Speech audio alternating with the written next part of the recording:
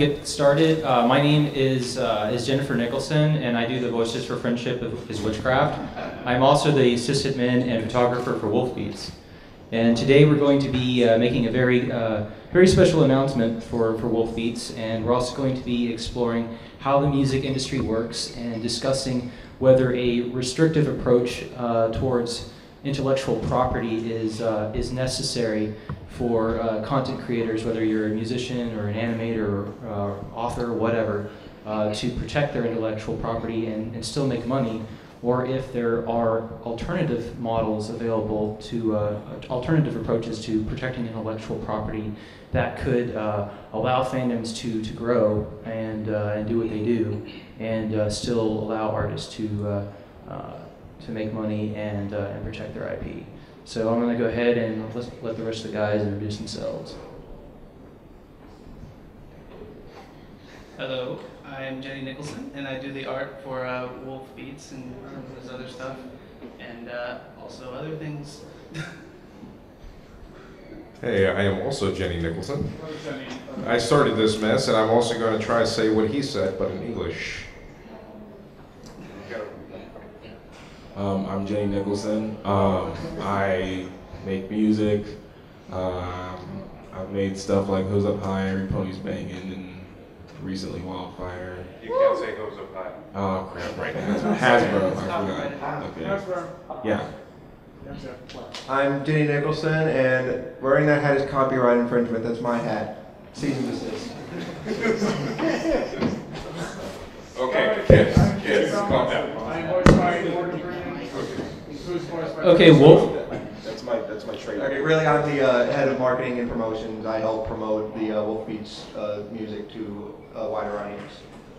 Without overlapping too much of what we did yesterday, would you briefly explain when you took an interest in managing musicians and problems you saw with how musicians and their intellectual property are managed? I feel like I touched this yesterday. It feels very close. We're basically trying to change the way the music industry works nowadays, which is a lot of things. Even you guys have seen it with Hasbro, have been trying to limit creativity by using copyright, and they will take stuff away, and they will stop the community from doing things because it infringes their copyrights. So we're going to be talking about that today. We're going to try and find a way to make it work so that creativity is encouraged instead of quieted down. That's what we're going to be talking about today.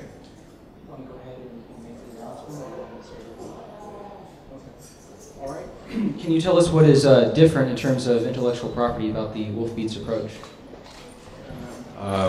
Wolf Beats was created primarily to try and help the artist.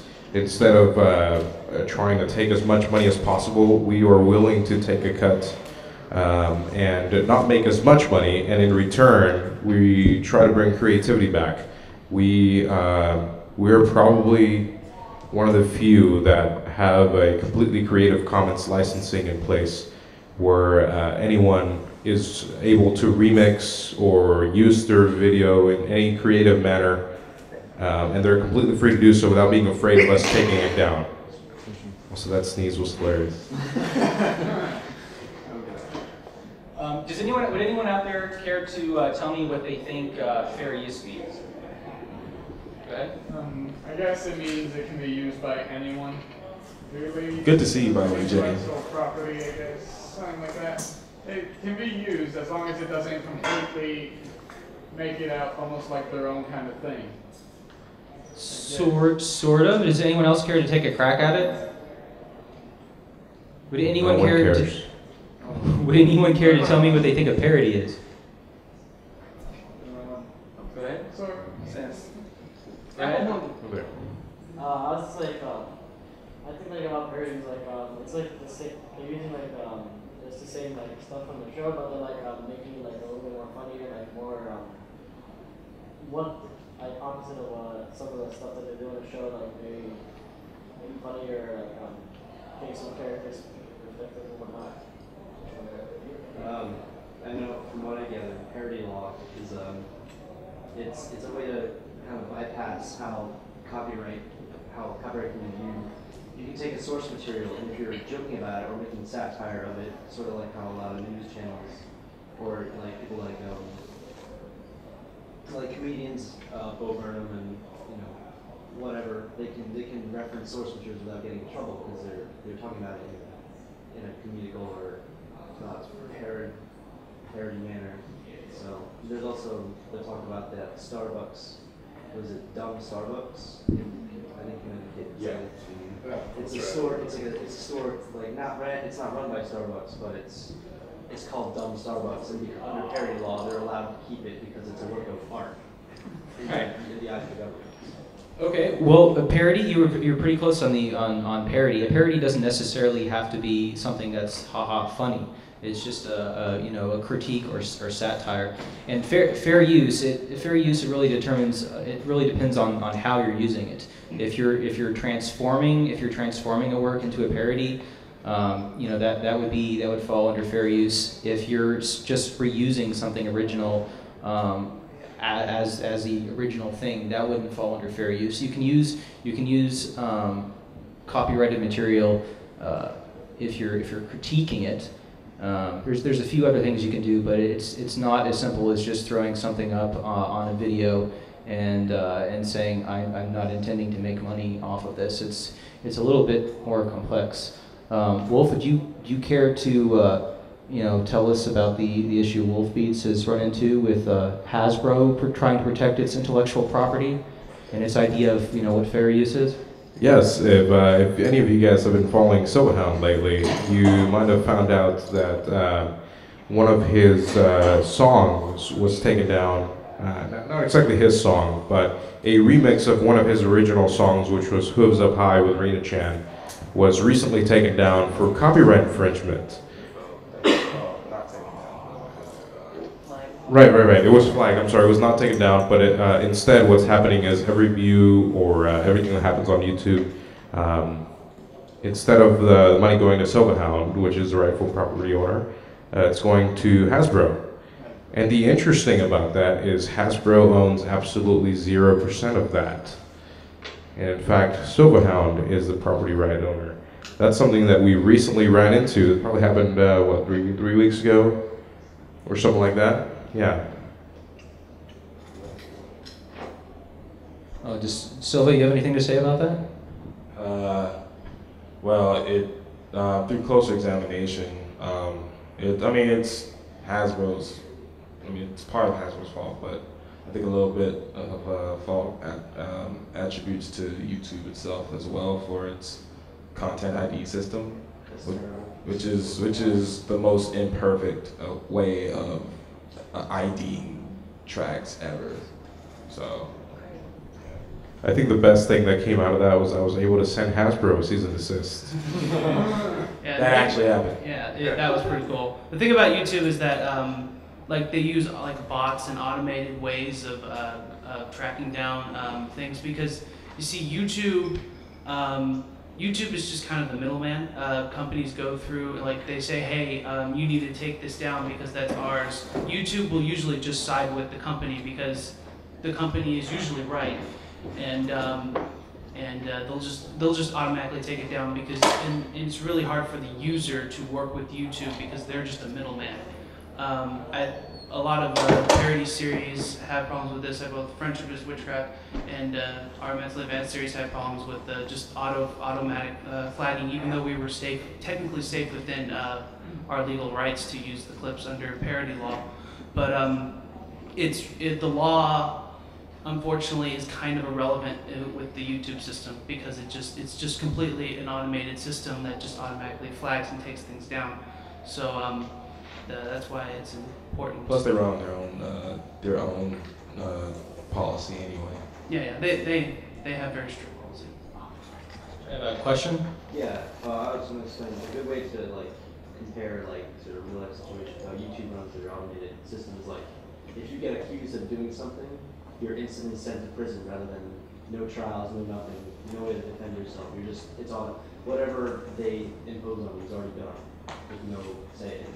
Yeah, that's absolutely true, and unfortunately, I don't like that about YouTube. But when you think about the sheer number of videos they have, I can't imagine it being possible for them to have a human staff go through everything. when they're offering their platform to be used for free.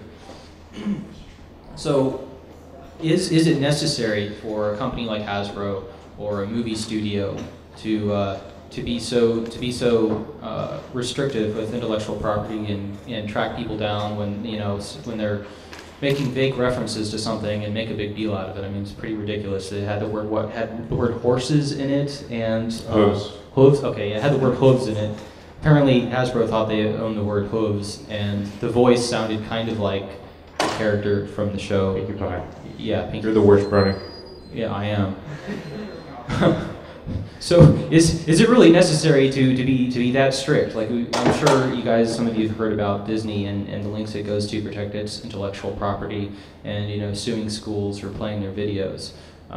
Intellectual property applies in areas outside of animation. One recent example that I really like is Tesla Motors. Tesla Motors, if you're not familiar, manufactures electric cars, and they're kind of pioneers in that field. And just last month, their CEO made an announcement that they are making all of their technology open source. And the reason this guy, he explained why they went open source is because he had a genuine interest in inspiring innovation in the field. And his company was only filing patents defensively to protect, to prevent his company from being pushed out of the market by other larger companies. But when he saw that they weren't really investing in that field, he decided that that it was safe to go ahead and make everything open source, and he could continue, the company could continue to sell his cars and make a profit while making this material available to others to use, as long as they used it fairly. So my question to Silva or Wolf or anyone who wants to take a shot at it is, do you think the same model could be applied to the music industry or to animation or to another creative field? It's supposed to be already like that. You really think about it, because in the example Tesla Motors, you're saying that their technology was open source. Well, in terms of music, the instruments made to use, to create the songs were supposed to be open source as well. Now, open source doesn't necessarily mean for free, right? You have to. You just have the rights to use it. There are some restrictions on it, especially if you get into Creative Commons, where the author can put certain limitations on it. Right, but yeah, perfect example. Buttload of musicians use Vengeance samples, and Vengeance specifically states on their website that all of their samples are free to use. With the license that comes with the sample pack that you purchase from the website. No one's ever really purchased a Vengeance sample.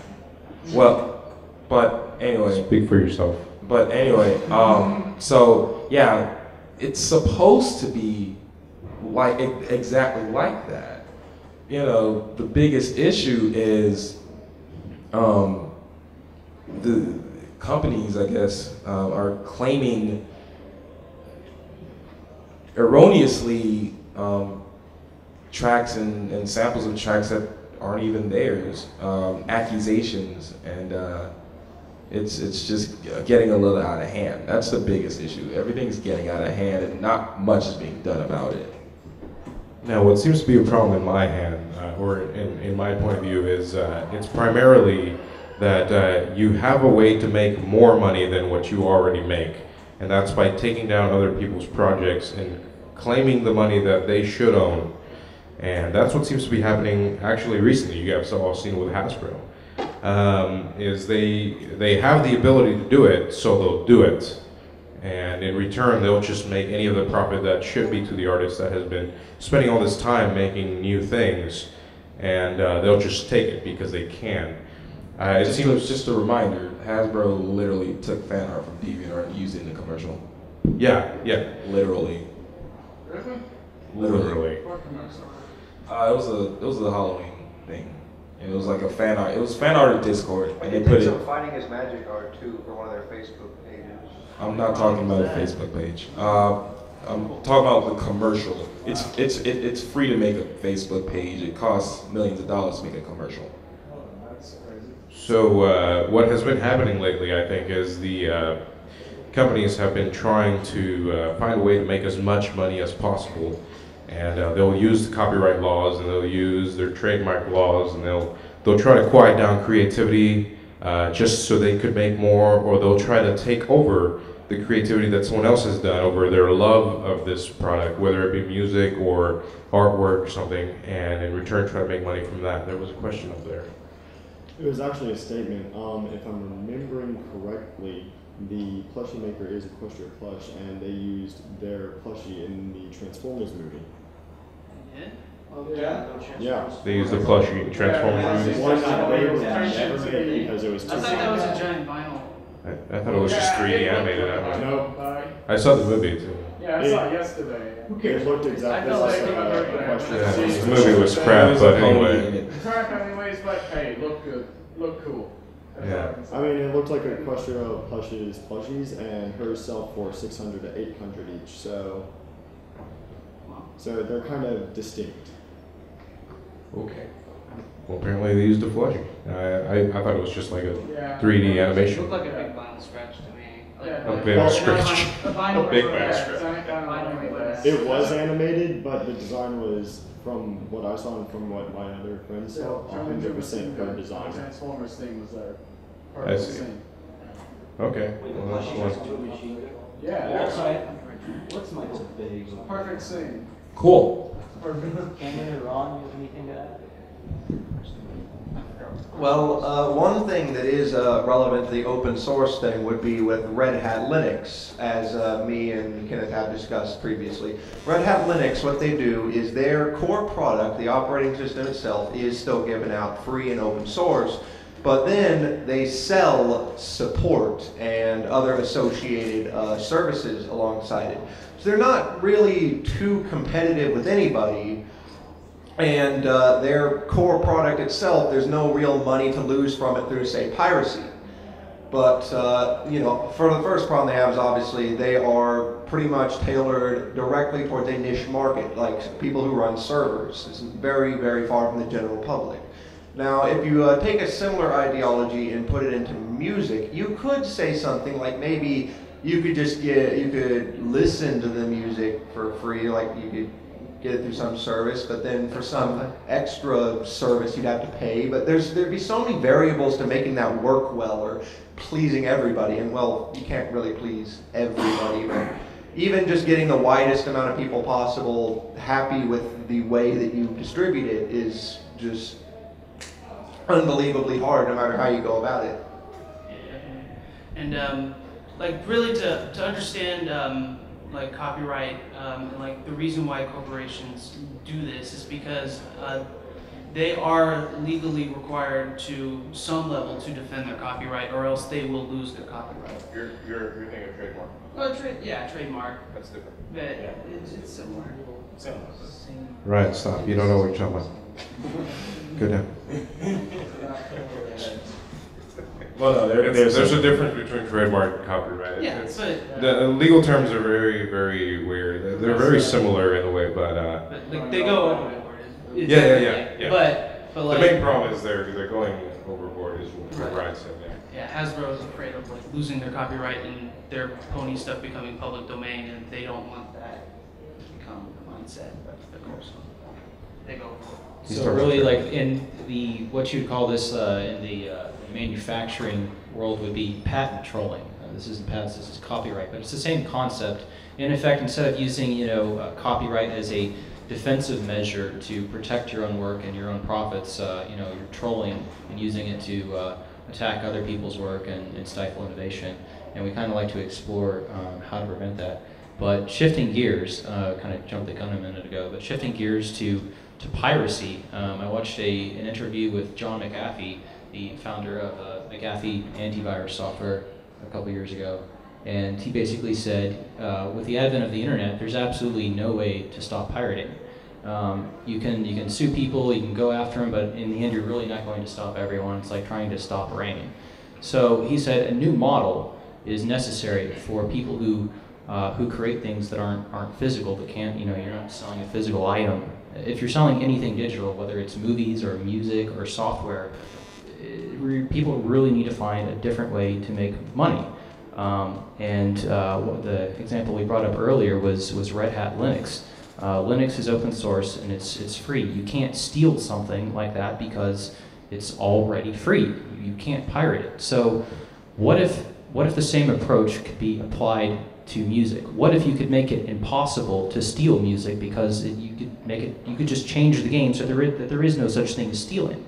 And one company that has done that, kind of like Tesla Motors did, but instead of something physical like cars, we're talking about something more like music, something digital like software, is they make the software absolutely free. You can go on and you can download Red Hat Linux from the site, and there's other Linux distro people that take the code and turn it into their own versions of Linux, and they don't try to stop that, but they still make money, and they make money by taking that software and they sell support for it. They sell technical support, they sell installation, and they do other things like combine the software with hardware, so it's already pre-configured and you don't have to worry about it setting up, it just runs. And then they take it even a step further by taking that free software and combining it with cloud services, with internet services. So the software itself is free, but they find ways to package it into things where they can still make money off of it. So there's plenty of people that download it and just use it for free. Some of those people that use it for free even use it as like a demo and realize, hey, I really like this, but I need some help with it, and then they end up spending money on it later, kind of like what fan art can do. You might get introduced to something by fan art, or a remix of a song, and you go, oh, I really like this, and go out and buy the original song. It's that same model that's at work. So I'd just like to have a conversation about how could we do something similar with music, so that you make it impossible to pirate because you can just change the business model. Silva, you want to approach that first? Well, I won't say impossible to pirate. A better term would be making it useless to pirate. And we can do that by the primary, well, for one thing, when it comes to music, the primary objective of obtaining music is to listen to it. So there are a few services out there that are helping to make music much more easily obtainable. Spotify, which is totally free now. I think you had to get a subscription before, but It's $10 if you want to. No, that's free now. Oh, okay. Yeah. The ads. Ads are still there. Ad revenue. But as far as consumers, it's completely free. And you can listen to whatever songs on there, and coupled with the ad revenue, the artist will, make profit out of something that consumers don't have to pay for. And when it comes to the market, the musical market, I think we just need to take a way more consumer-friendly approach to things, because the biggest issue, the biggest reasons why labels are so stingy with copyright is mostly because they don't want their financial gain to deplete. They want to make that money. They want to continue to consistently make that money, and they never want things to go so bad that they lose money. So they get really strict on their copyright and disallow people to do certain things with their property. One of the things that I say a lot is that people won't pirate if it's worth more than that. People will pirate if it's not worth much more than pirating. Personally, I think it's ridiculous to pay $2.49 for a Garbage Big Root track, but that's me. You could talk to Beatport about that, and what goes into you know, that price, I mean, even though I could tell you, you know, right now, you know, label profits, manager profits, all kinds of different profits for everybody. But what it comes down to is it's money, basically. Things are not worth the prices that they're charging for the consumers. The consumers are getting screwed out of the prices of music to the point where they get so discouraged from even wanting to buy it that they just don't buy it. That's $250 for a crappy MP3. If you want That is $250 for a crappy MP3. If you want to wave, it's like black, it's gonna be like $10. yeah, no, it's no, not $6. It's 84 cents plus. It's an extra 84 cents. So it's $3 per track. The problem is they're not just taking from consumers, but they're also taking from the artist himself. And the artist, which is the person that actually made the track to begin with, is losing money just because the distributor or the label wants to make more money. And it's not exactly that they're losing money, they're just losing the ability to make more money. They're losing potential. Yeah, they're losing the potential to make more money. And that's something that I completely hate, actually. Personally, I like piracy. I'm completely for piracy. If you can't afford it, but you want to hear the music, go ahead and pirate it. I really don't care. If you want to go pirate it, the song is like $1. You can pirate my music. Yeah, you can pirate. You can pirate any music that comes from more artists. Didn't like the Living Tombstone upload his album onto the pirate or something? We normally try to upload music somewhere where you can torrent it. So it's either Archie, Silverhound, Deso, Nitrofun, whatever. You'll find the music out there. You are welcome to pirate it. If you can't afford it at the time, feel free to do it. If you can't afford it and you want to help support the artist, go ahead. I just care about being able to spread the music. If you like the music and you want to hear it, go ahead and hear it. If you can't afford it, that's fine. Just hear the music. Well, I personally wouldn't just upright and say, you know, I support piracy. Piracy, like I agree with the notion for the reason why. I agree for the reason why people pirate. The issue though is the legality of pirating. It ain't legal. You know, should it be legal? Well, People can abuse that. yeah, like I want to make money. There is Money's nice. there is a It's lot not the of, it's not the number one focus, but I would like to make money. there is a big debate going on whether outside or inside this company, but yeah, no, I 100% support piracy. No, it's I 100% Wolf, support. you're saying piracy. people can pirate our music, but if we are using a Creative Commons license and it's part of the license agreement, is it even really pirating? Downloading is not necessarily pirating. Well, that's just a completely separate thing. Where one of the things that we have in this company is, would you stop trying to kill mosquitoes? It was flying around my head. Did you get it? Yes, I got it. Good job. Yeah, that's completely separate from anything. We actually have a completely open Creative Commons licensing for any music that's released through our artists.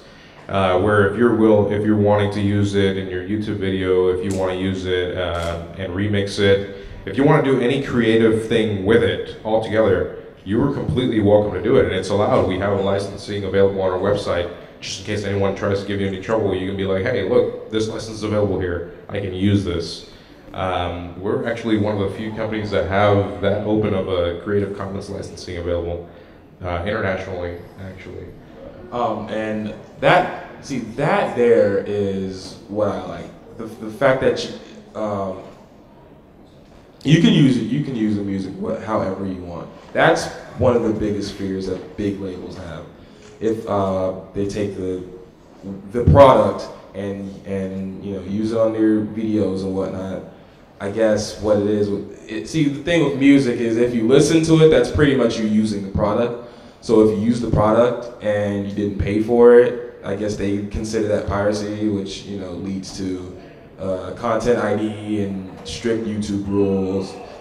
But rethinking the market is God, I hate coming up with words in my head. But yeah, rethinking the market is like important.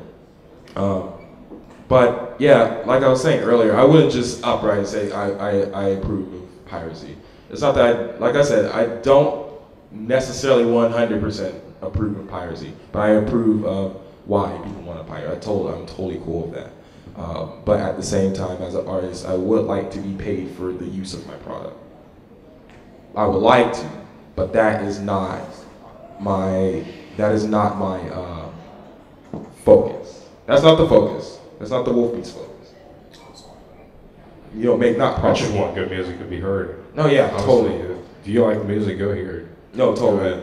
But like, as far as selling it, as far as putting it out, like, in the market, as far as distributing it, what I've noticed is if the person has the ability to pay for it, they will.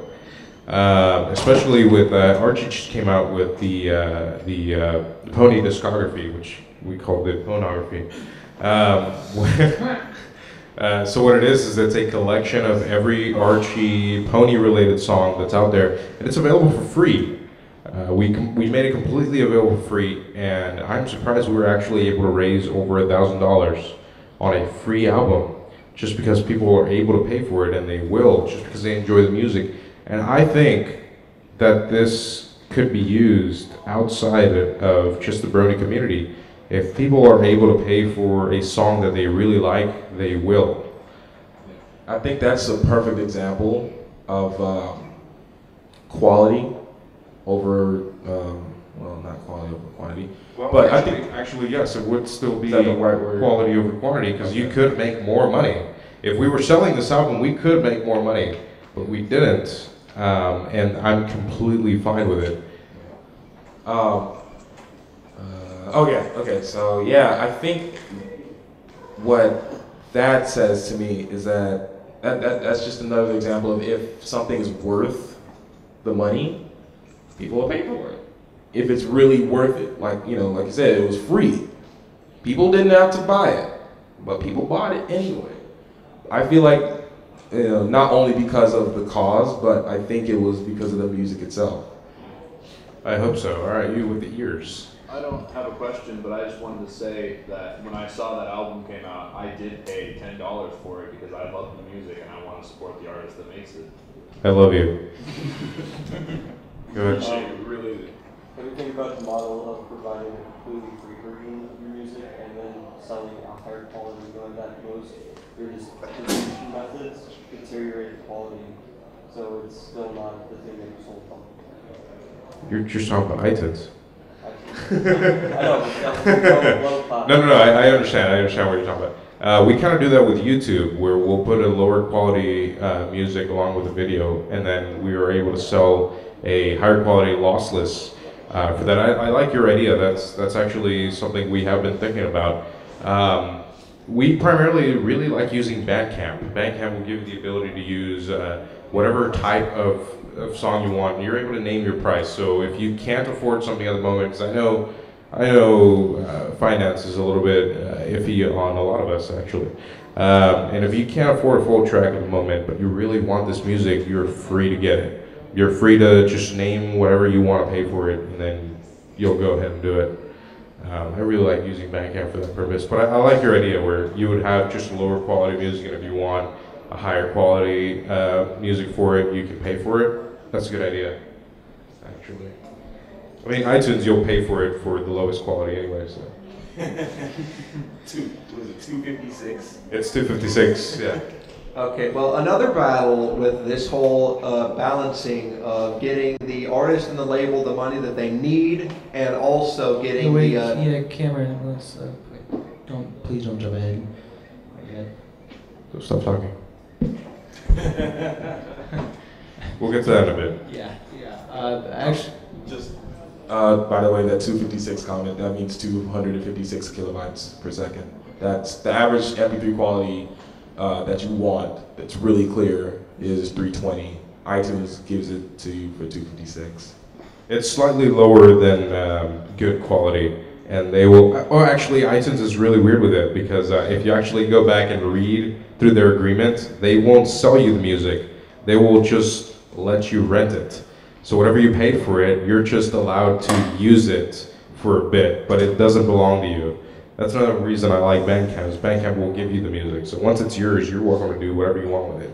iTunes, you have a lot of restrictions with it. In fact, aren't you actually borrowing the music from iTunes? Yeah. You're actually just borrowing the music from iTunes whenever you buy it from iTunes. They can take it down. You're paying. Yeah, they can do whatever they want from it.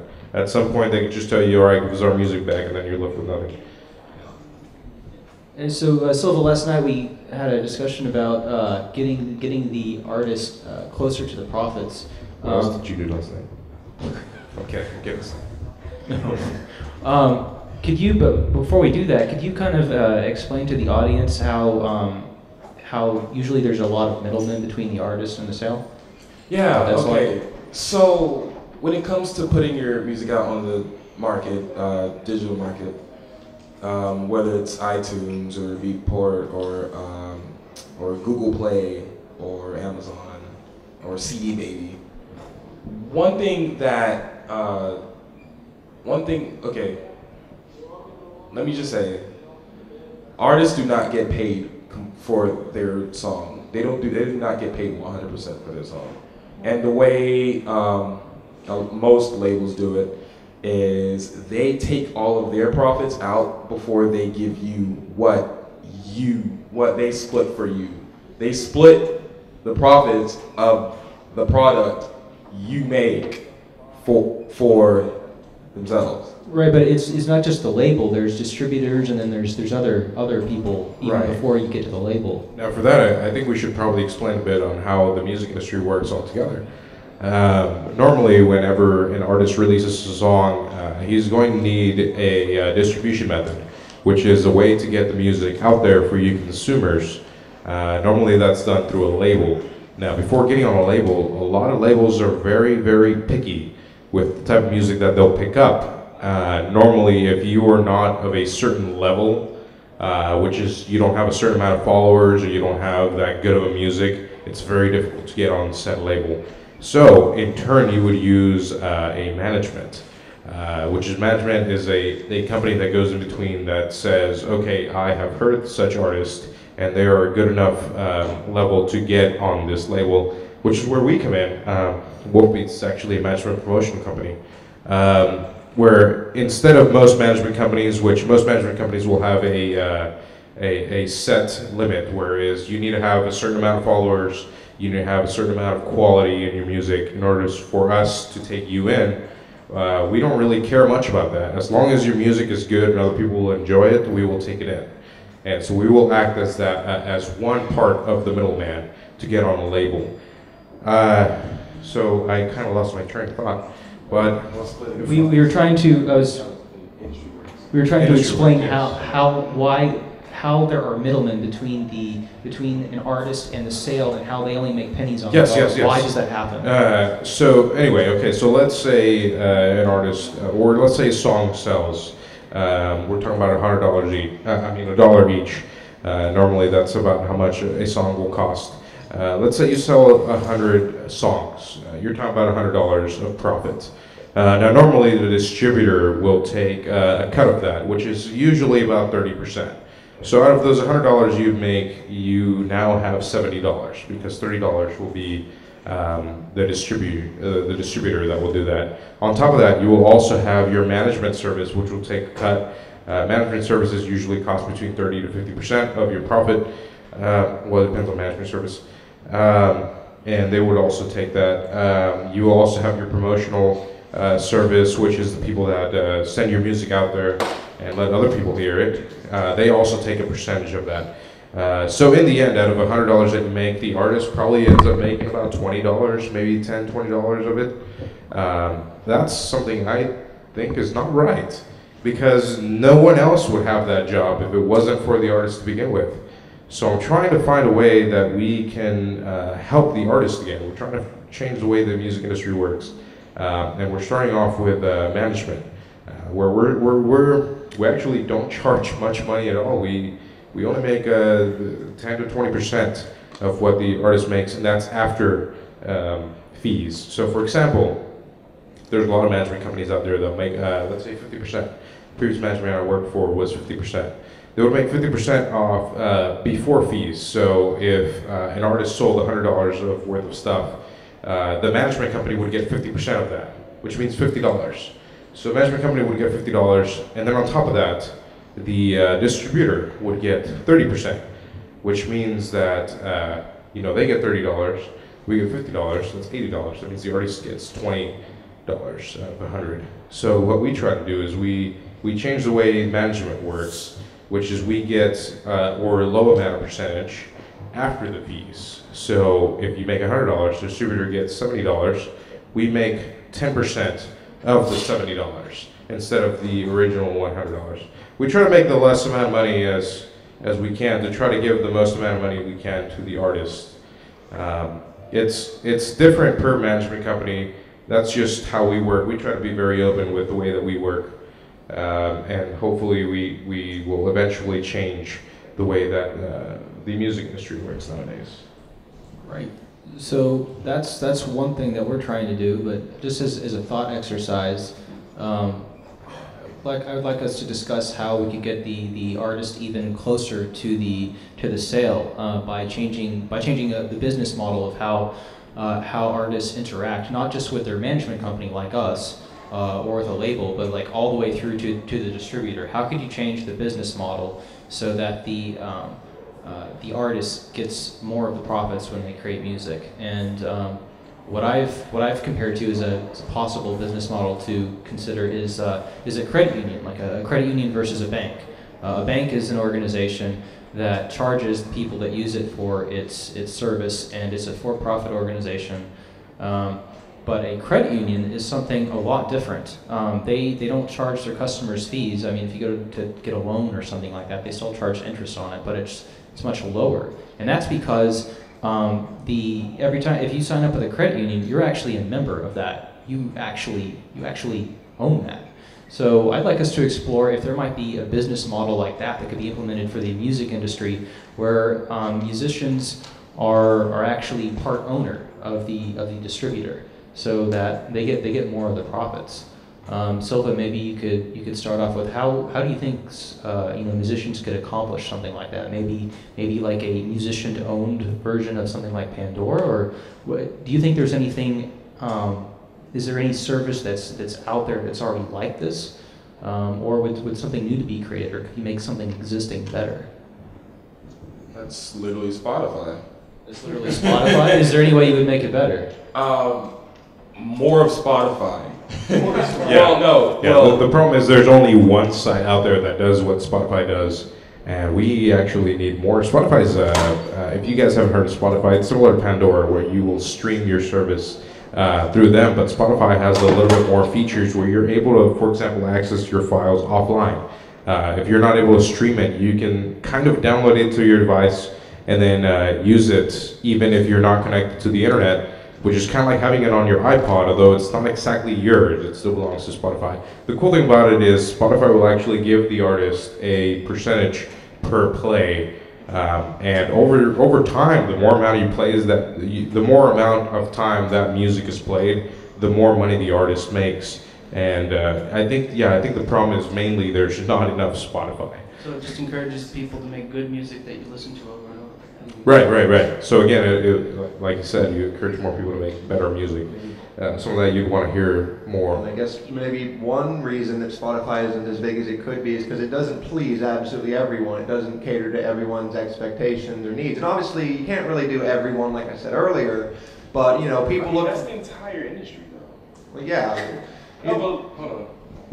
But one thing you have to realize: Spotify. Look, you drank too much alcohol, Aaron. You need to be back quickly. But one thing you got to realize: Spotify is a service for music. How much music you get is entirely dependent on the music industry. In other words, Spotify is the gateway to the entire music industry. So if you don't like Justin Bieber, there is Daft Punk. If you don't like Beethoven, there is Aphex Twin. This is the entire industry we're talking about. So you can't say Spotify doesn't cater to you when it's pretty much dependent on the entire music industry. Well, that's also something about. What I was trying to get to is it's not just necessarily only the type of music you listen to. There's also the features and the capabilities of the player. If there's something that you want or need or something in the media player or the method in which you listen to your music, if Spotify doesn't give you that, then you're most likely not going to use Spotify. So what do you need besides a play, pause button and then skipping forward? Are you talking audio quality, equalizer, anything? I think Spotify streams are like what? Spotify has an option to stream high quality. It eats up your data a bit more, but you have the option to stream I'm pretty high sure the quality. paid version is like the highest quality. And Yeah, they stream at 320, right? Well, I don't know. but like they have the option to stream high Stereo quality. expansion, stereo balance, volume, bass boost, treble boost, equalizer, tone, limiting. That's also more advanced stuff that the normal music listener will really worry about. And I mean, and you were saying even in taste, if it's something that isn't on Spotify, if you use Spotify on your computer, you can sync it from your computer playlist on Spotify to your phone. Also, I gotta say this: there is absolutely no, well, I won't say absolutely no, but there are like 5% of probably way less than 5% of people who's worried about the stereo expansion of their favorite Justin Bieber song. You have to be realistic.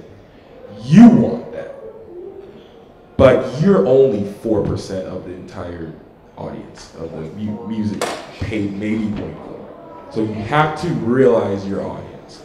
Be mindful of your entire audience, and that's what the issue is. The labels and the corporations. That's the word I'm trying to think of all day. The corporations that are above all of the music industry that are trying to grab as much of the music industry as possible is pretty much treating their consumers like idiots. As long as they have the song, they have the song. And they have to realize they're not that stupid. They will get upset. They will look for other alternative methods of obtaining a high quality version of their favorite song. And services like Bandcamp and Spotify are perfect for stuff like that. And that's just the first step. We just need to continue to establish this mentality that the customer is always right. We have to continue to establish this entire mindset throughout the entire music industry. I think the biggest issue though is that the competition is pretty strong. They have a lot of money and they have a lot of connections, but it's possible. Hey, I got a question for Ron. Yes. So we've discussed some pretty lofty ideals here in our goals. How did you feel when Wolf asked you to be in charge of the management branch? And do you think we'll be able to make this business model work with this unique licensing agreement? I think his proposed business idea is how the music community should be, and if it gets a good foothold, I think it really will work. The way I felt when I was asked to be part of the company, I mean, I was surprised. I'm just getting into the music industry itself, so I'm not what you would consider an experienced person in the music industry, and then he's asking me to be basically in charge of his management branch. And I'm up to it. I've still got to learn a lot, but I mean, I'm gonna learn as we go, and I think we can make this work. I mean, it's a good business. It's a good business idea. It's got a lot of potential. It can do well. Now, I'm very picky with my staff, and I think the main thing that I try to look for is someone that's deeply in love with music. I've been involved in the music industry for quite some time, and I just love music. It doesn't matter what type of genre it is, I will always try to listen to it. I just love music altogether, and I'm trying to find as many as I can that are as much in love as music as I am, or anything similar to it. And so I think most of my staff is actually at that level there. So everyone's kind of been on board with all of the crazy ideas that I've had, and it seems to be working out pretty well. Yeah, thanks for reminding me. Actually, we've got a fairly big announcement that we're doing. What we're trying to do is, like I mentioned earlier before, we're actually trying to change the way the music industry works. We're trying to find a sort of middle ground to help both the artist and the user, which would be you guys. Whenever you want music, we're trying to give you the best that we can. And whenever the artist releases music, we're trying to give them the best that they can, trying to give them what they deserve. So we started off with a management company, which is what we are now. We're a management promotion company, which is sort of one of the middle grounds between the artist and the consumer. We are actually recently, and it's going to start off today, I'm going to make a major announcement online to our current followers, is we're actually going to be opening up a label branch for it, which means we're not only doing management, but we are now going to start becoming a label, which is we will be the other part of that middleman between the artist and the musician. And we're going to try, once again, to try to change the way the music industry works by offering that service to other musicians.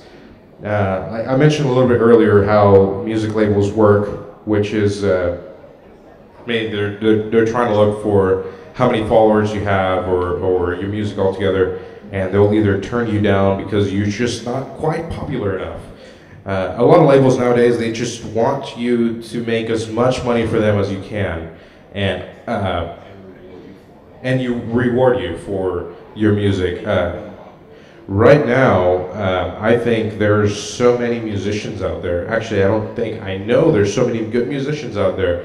They're better than the musicians that are popular now, and they just won't grow. They just won't grow because they don't have that ability to grow, because no label will take them. You know why? Because they just don't have that following that they need. And it's very difficult. It's very difficult for a new musician to get into the industry nowadays because they just can't get that exposure that they need.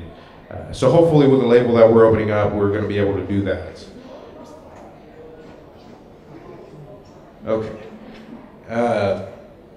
So like I said, we've got a couple of good things planned out. That's one of them. We've got already a good lineup of it. We're just trying to spread as much music as we can for a low amount of price. And the same way that we're trying to work with the management company, we're trying to work with the label, where we will completely be, I don't want to say copyright free, but a lot of people call it copyright free, which is you're able to use any of the music that we release through Creative Commons, which means you can remix it, you can use it in your videos, whatever. We're probably going to be the, actually we're not probably going to be, we are going to be the first label that offers this type of service, which is we're willing to take a cut to how much money is possible to be made in order to enhance the creativity. So if there's a fan out there that wants to remix any song that is released under our label, they're completely welcome to. If you want to use the music that we release in our label, you're free to use it. Any YouTube video, you can even monetize it. You can use your video in your intro, it doesn't matter, you don't have to ask for permission because it's going to be completely allowed. Another problem that we're trying to get rid of is the artist section. I've worked with some labels before that they will take close to 80% of your profit just to distribute and promote your work. We're going to try and do promotional work and distribution for as cheap as possible, to the point where the artist can actually choose how much they want to pay us, instead of us telling them how much to pay us. So we will be the first label in the world, actually, that does those two things, which is both completely open source with their copyright work and completely open with how much the artist is willing to give, or how much they can afford to give for their music.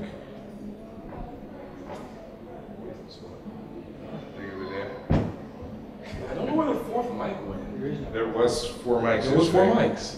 You had one. You had No, one. I was sharing it with him. Eric We Hammond. have 2 minutes left. Any closing comments? Oh, well, okay. Closing comments. Next time you want to buy a song, next time you go to iTunes and you get ready to buy that new Taylor Swift single.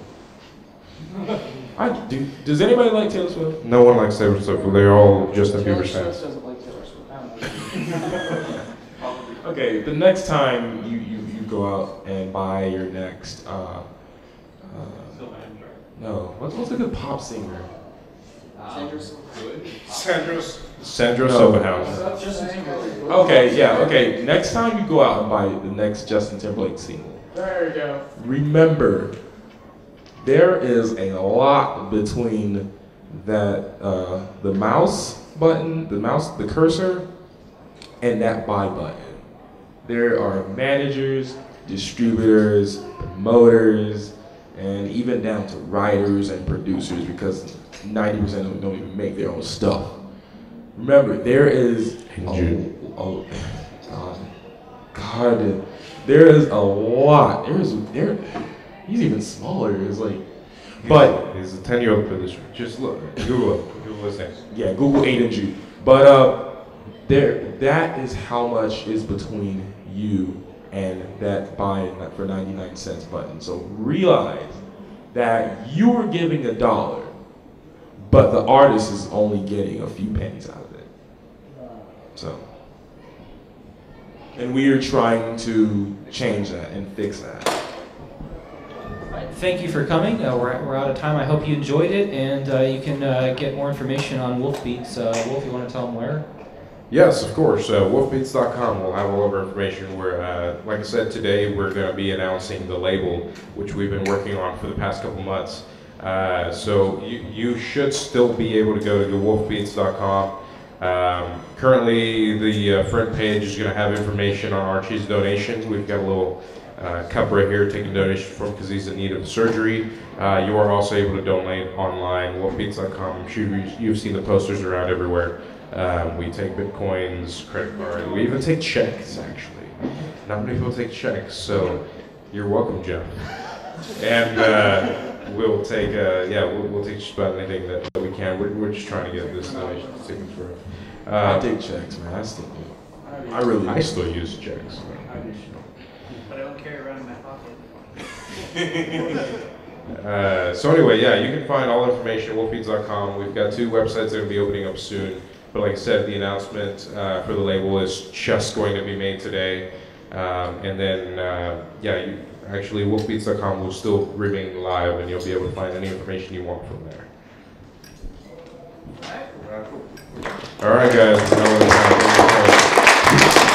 Yeah.